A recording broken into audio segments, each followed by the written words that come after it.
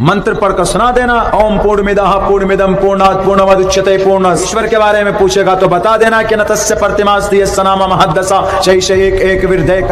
पूछेगा कि ईश्वर एक ही होता, रूप अनेक होते, तो बता देना आप इंद्रम मित्रम वरुणम अग्निमाहि रतो देवस्य सुपर्णो गरुत्मानम एकम सद्विप्रा वदा वदन्ति। नमाज के ऊपर एतराज करे तो पढ़ देना प्रथमा जारका जीवा दियो दियन मुजियते तृतीयानन कोडला कार्य चतुर्थर देव चंद्र का पंचम बिंदु संयुक्त। अजान के ऊपर अगर तुम्हारे इंडिकेशंस लगाए तो पढ़ देना उच्चलापि सर्वभक्षी भविष्यति जनोमम विना कोलम च पश्वस्ते शाम भक्षयामतामम मुस्रने वसन। रसूलुल्लाह के बारे में अगर पूछे, अंतिम महर्षि के बारे में कि मोहम्मद आखिरी नबी है, कहां से साबित है, तो पढ़ देना अस्मल्लाह मिल्ले मित्रा वरुणा दिव्यानि धत्ता इल्लल्ले वरुणो मित्रस्तेजस कामया होतार भिंदरो होतार मिंदरो महा। जितना मैं पढ़ता हूं आपके ग्रंथ को शायद आप पूरे साल में नहीं पढ़ते। हिंदू को कहेंगे कि भाई तुम मूर्ति पूजा मना कर, मूर्ति को पूजो, ये गुनाह है, हम उन पर एतराज करेंगे। और मूर्ति पूजा की ममानियत वेदों में है, अंदंतमः प्रियोशंति असंभवति। मट्टी पत्थर लकड़ी कंकर की इबादत करना भी गुनाह है। न देवा मुरच्चलाम या न कांस्ते विदते देव न पाषाणे। इंसानों को परमात्मा मानना भी गुनाह है। अविक्तम विक्ति मापन्यम मन्यन्ति माम बुद्धमा।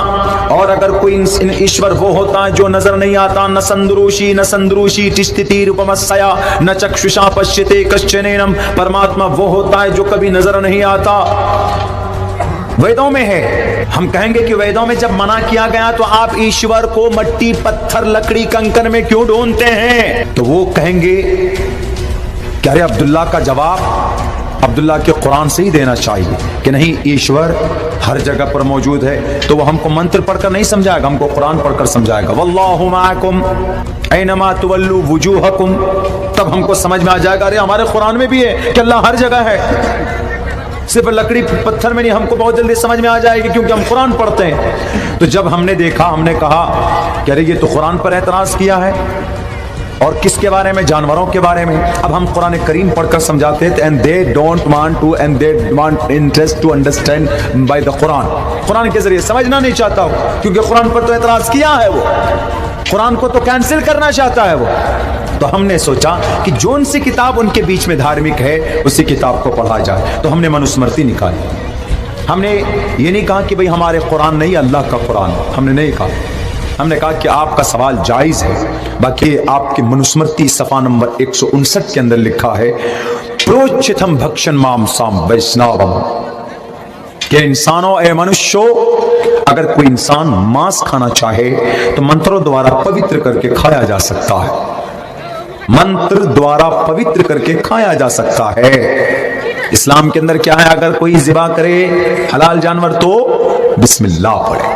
यही है, यही कॉन्सेप्ट मनुस्मृति में। अगर कोई मांस खाना चाहे तो मंत्रों द्वारा पवित्र करे, गायत्री मंत्र पढ़े, ब्रह्मा सूत्र पढ़े, हनुमान चालीसा पढ़े, पवित्र कर दे, खा सकता है। क्यों? जंगल के पशु पक्षी प्राणी के भोजन है। पशु पक्षी, जानवर आया, पशु पक्षी, पशु जंगल, पक्षी परिंदे, पशु पक्षी प्राणी। हमने कहा प्राणी कौन है? इंसान। भोजन, भोजन मीन्स खाना, फेंकना नहीं, खाना। अब बताइए क्या कहेंगे आप? जो ऑर्डर कुरान में है वही ऑर्डर मनुस्मृति में है। अब आप क्या जवाब दीजिएगा? तो अब वहां पर वो तो बोल नहीं पाएगा। क्यों? कुरान पर तो एतराज कर लिया, मनुस्मृति पे तो नहीं करेगा। सर नीचे किया, चला गया। 2 दिन के बाद फोन आता है, फोन नहीं बल्कि उसके गांव के अंदर हड़कंप मच गया। चूंकि गांव वाले भी थे, गुरुजी को साथ में लाया था बाज़ाब्ता सवाल करने के लिए। इनको हेल्प लेस करना है, जवाब लेस करना है। अब्दुल्ला को जवाब मिलेगा नहीं। हमने कहा कि जितना मैं पढ़ता हूं आपके ग्रंथ को शायद आप पूरे साल में नहीं पढ़ते हैं। हमने कहा कि जिस कुरान को हम मानते हैं अल्हम्दुलिल्लाह से लेकर मिनल जिन्नति वन नास तक जितने भी ऑर्डर हैं आपके ग्रंथों के अंदर भी मौजूद है। आप उस नीयत से, उस दृष्टि से देखने की कोशिश तो करो, वही चीज आपके ग्रंथों में भी। तो पूरे गांव वाला उनके ऊपर चढ़ गए, गुरुजी के ऊपर कि गुरुजी तान कटोरा स्टेडियम में तो पूछ लिया, बोल दिए कि इस्लाम को मिटा दो, इस्लाम को मिटा दो। अब्दुल्ला ने तो आपका जवाब आपकी ग्रंथ से दिया है, क्या माजरा? तब वो क्या कहते हैं? हाँ, वैदिक दौर में खाया जाता था, मांस खाते थे वैदिक दौर में, मंत्रों द्वारा पवित्र करके, अब नहीं खाया जाता है। उन्होंने कहा नहीं, कुछ ना कुछ करो, बैठकी हुई, मशवरा हुआ कि अब्दुल्ला को बुलाइए, उनको किसी तरीके से हराना है, हम अपने ग्रंथ को ऊंचा करेंगे, हम अपने मजहब को ऊंचा साबित करेंगे। हमारे पास फोन आया, हमने अपने उस्ताद से मशवरा किया, हमने कहा कि सर आपको रहना होगा। बोला तुमको अल्लाह ने किस लिए ताकत दी, तुम शागिर्द किस लिए बने हो? बोला जानकारी है, वेद साथ में लेके जाना, मनुस्मृति साथ में लेके जाना।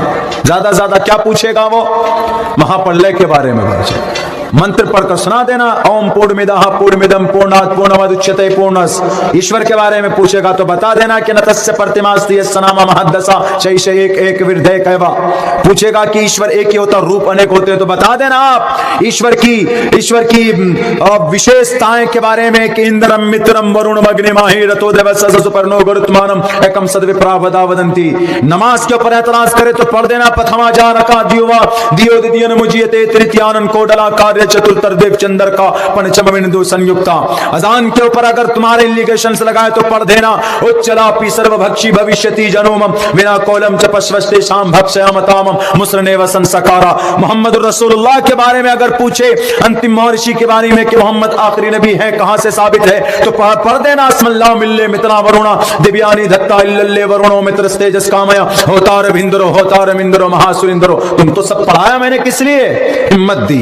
हमने कहा ठीक है। उन्होंने फोन किया कि आपको बैठना होगा, आपको डिबेट करनी होगी। हमने कहा मैं तैयार हूं, जहां बुलाओ वहीं आ जाऊंगा मैं, और कोई नहीं आएगा, मैं तन्हा आऊंगा। मैं तालिब इल्म हूं। मैंने सोचा कि तालिब इल्म जाएंगे, अगर हार गए तो सोचे कि तालिब इल्म है, अगर कोई बड़े को लेके जाएंगे तो थोड़ी बेइज्जती हो जाएगी।